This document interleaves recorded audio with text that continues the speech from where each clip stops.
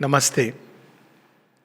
So now we'll read another meditation of Mandavya. It is based on a true experience. So again, everything that Sri Aurobindo is writing is something he has experienced. As we have seen, how he has loved. People talk about Sri Aurobindo as a philosopher. They should see him as the Bhakta of the Lord.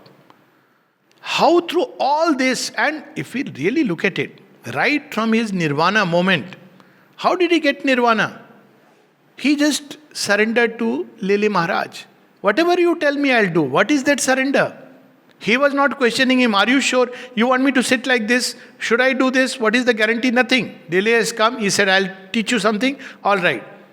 See, he starts with surrender. Then after finishing, Lili tells him, can you surrender to God within you? He says, yes, I can surrender to God within me. Fine. After that, everything that he does, read the Uttar Para speech. It is acme of bhakti. Right in that, jail, he is describing how Vasudev comes, and for a moment he wavers. And that is wavering not because of any selfish thing. He said, you could have sent me to jail, I don't care. But I just wanted good of my countrymen. Why? Before that has happened, you have brought me here. That is the only question he raises.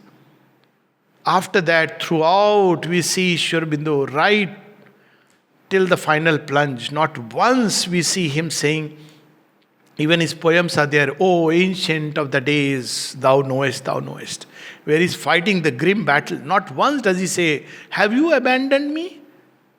You gave me the Adesh and I came here.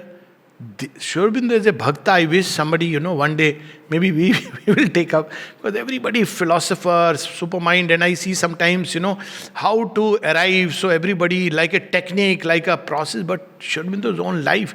Mothers, of course, but look at the way he had surrendered himself to the Divine Mother. Now, this is another experience of Sri Aurobindo that we know that in Calcutta, when he was during one of his, after the Alipur jail. So while he was standing on the terrace, he was bit by a scorpion. So we all know what will be our response. So I don't want to speak about it. Sri Aurobindo detaches himself and looks at the whole process. And then he says that there must be figure out a way that this can be turned into Ananda. So it turns it into Ananda. Because he's seeing the divine everywhere. He is released from Alipur jail. So scorpion also must be the divine. You see, we have heard this story of Sri Ramakrishna, where mother has said, I have not heard anywhere else, but mother has said, so it must be true, that a cobra bit him and suddenly he came out of his trance because of the intensity of the bite and said, what, Kali, you have bit me here? And he was fine. Here is Sri Aurobindo's real life story, that he is bit by a scorpion and what he does. When he was, Nirodha describes that when he had the fracture of the thigh because of grim battle against the hostile forces, Second World War, then he's lying like a golden Purusha, not a ooh, ouch, nothing. And the mother knew intuitively, so she came. Nobody had to call the mother. She came. She knew something has gone amiss. And then she sees. And when the doctor comes and starts manipulating, and he asks, is it hurting or paining? He says, one can be above pain. This is royalty. This is like a king. Even in rags, I am God. Fallen, I am divine. He's not, it is hurting, what has happened? So this is the response he gives. So when he was stung, he converted. So when Nirodha asked him, what were you doing? When, you were lying like this, what were you doing? See, we will call God. Mother, please come. So who will God? God, what he will do? When he is on Prithvi doing the sadhana for earth, whom will he call? He can't say, oh, my higher self, like Madam Alexandra David Neal saying, bless you, may God bless you or something. So mother said, when I read this, it was almost like I am telling myself that bless myself. She says that because, she is divine who has incarnated, fully conscious. So what will he do? So God has no choice. So he says it's an opportunity. Let me convert it into the divine equivalent of Ananda. So when he had fallen down in his room, he says, I was trying to see whether I can convert this intense pain. It is a broken bone, it's not just a sting in a part. I was trying to convert it into Ananda, and I almost succeeded.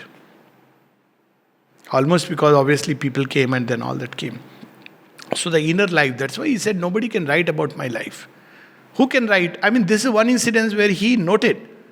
Imagine if people will write what they will write, the outer events. And how many such incidents would have happened?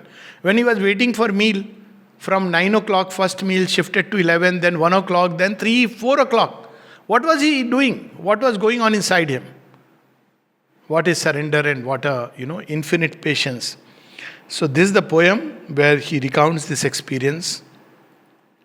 While on a terrace hushed I walked at night, he came and stung my foot. God came and stung his foot. He came and stung my foot. My soul surprised, rejoiced in lover's contact. This is too much. Rejoiced in lover's contact, but the mind thought of a scorpion and was snared by forms. See the conditioning of the mind. Oh, you say God is everywhere, in everything, in every contact. No, but what if this is scorpion? God is God. This is for the soul's truth. But scorpion and its poison is dangerous. So he's describing these two experiences. But the mind thought of a scorpion and was snared by forms. So what does he do, and what we all should do? Still my soul remembered its delight. Denying mind, and midst the body's pain, I laughed contented. So these are the two poises that we can have. One is the poise of ignorance, is that Dvasuparna. But in real life, how to practice? People give lectures on Dvasuparna. There is a bird which is eating and the other which is enjoying in delight.